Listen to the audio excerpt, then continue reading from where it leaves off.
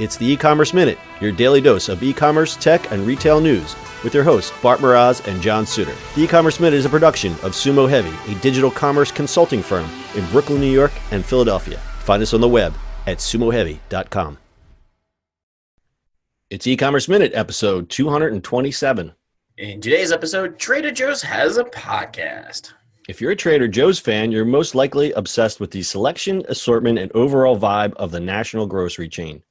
Well, TJ fans have another way to get their fix of their favorite store. Trader Joe's has released a limited series podcast called Inside Trader Joe's.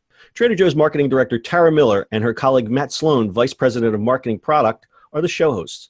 They promise the show will not be one long ad, but instead we'll dive into some of the burning questions that TJ Loyal have asked over the years, like the day-to-day store operations, how they pick their products, and how some didn't make the mark. And he went up for some chunky canned pilchard fish. And why on earth they sell individual bananas.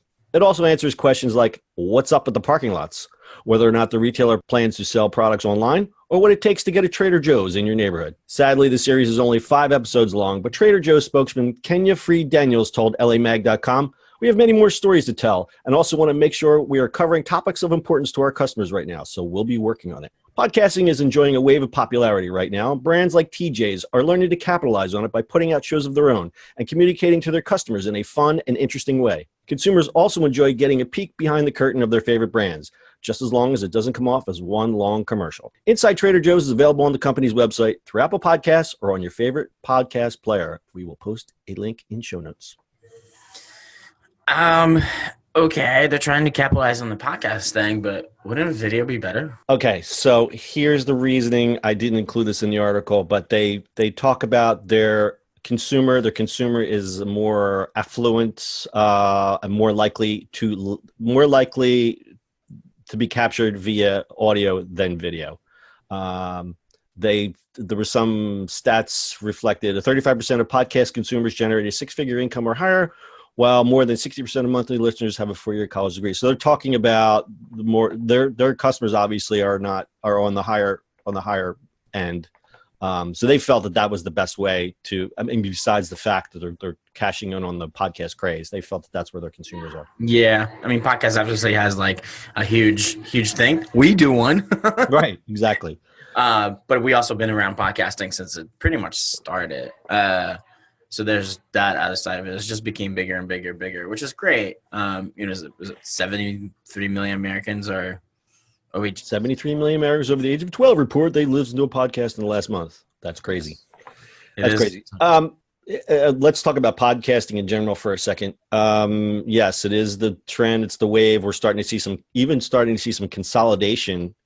You look at a company like Gimlet that was like, where were they 2 years ago? They weren't even around, and now they're putting out, they're putting out TV. They're getting into film.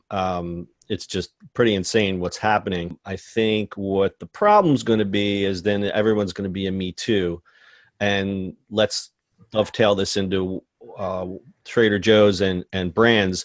Is that someone's going to look at this and say, this is a great idea. And then you're going to have a bunch of copycats. Right. And that's where it gets diluted. And that's when people stop paying attention.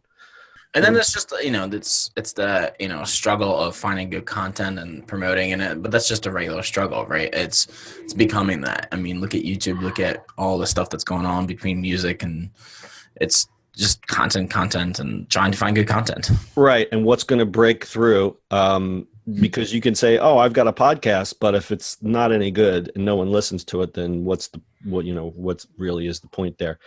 And the fear is that you're going to see all of these brands put out these subpar podcasts. Now, Trader Joe's, I think, is a special example because they're unique in a lot of different ways. They have a unique culture, their brand, and everything from their branding, their product line. I mean, it's just a unique story. So I think it fits well. But but on the same note, would you listen to a podcast about Safeway? I mean, unless you were deep in the grocery business, you probably wouldn't. Yeah. Because Trader Joe's has, they have the cult following.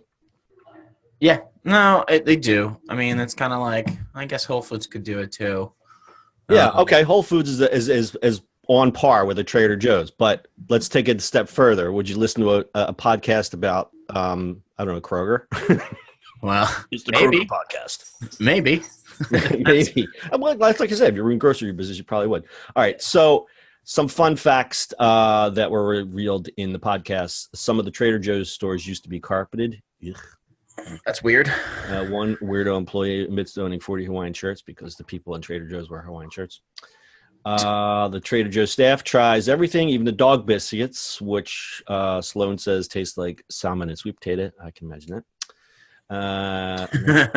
Mandarin Orange Chicken has been the overall favorite Trader Joe's product in Customer Choice Awards for 9 years running. I agree with that.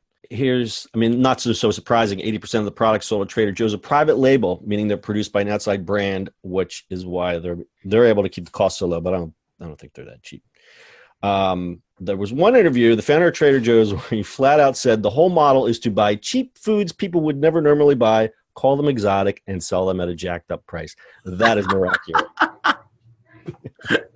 Well, I guess that's a good way of doing business. That's a good business model. You know what? Here's the thing. I don't go to Trader Joe's that often, only because it's just geographically in the wrong place for me. But it's a different vibe when you go in there. Everyone is friendly.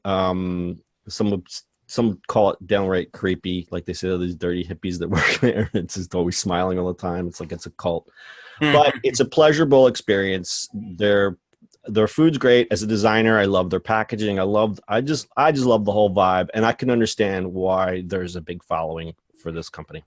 Yeah, and the thing you don't have because you live in PA is they've been always famous for their $2 chuck, which is right. They have the good wine, the good cheap wine.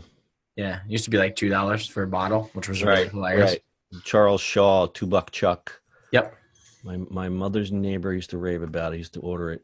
Yeah, unfortunately, PA, you cannot get that. Can't get it. All right, pretty interesting. So, Trader Joe's riding the podcast wave. Got anything else, Bart? Now I want $2 chuck for some reason, or single bananas. I don't understand. It's still early in the morning, but we'll use the theater of the mind and pretend it's 5. Yes, let's have a glass of $2 chuck. Or a single banana. Or a single banana. Oh, and I was supposed to tell the banana story, so I didn't want to leave everyone hanging. Does everyone know the Trader Joe's single banana story? I don't.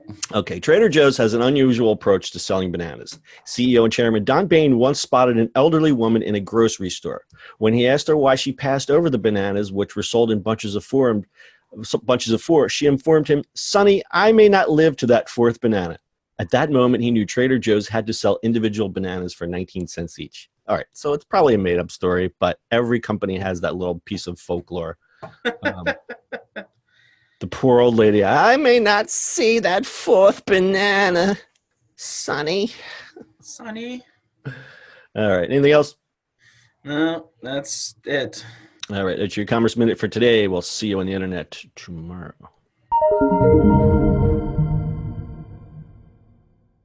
That's it for today's show.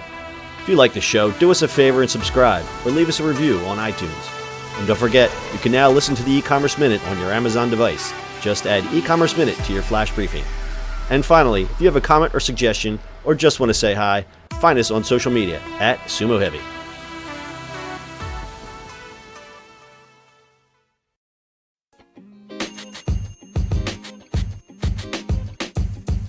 The podcast you just heard was recorded with Anchor. If you want to make your own, download the Android or iOS app completely free from anchor.fm/podcast. That's anchor.fm/podcast.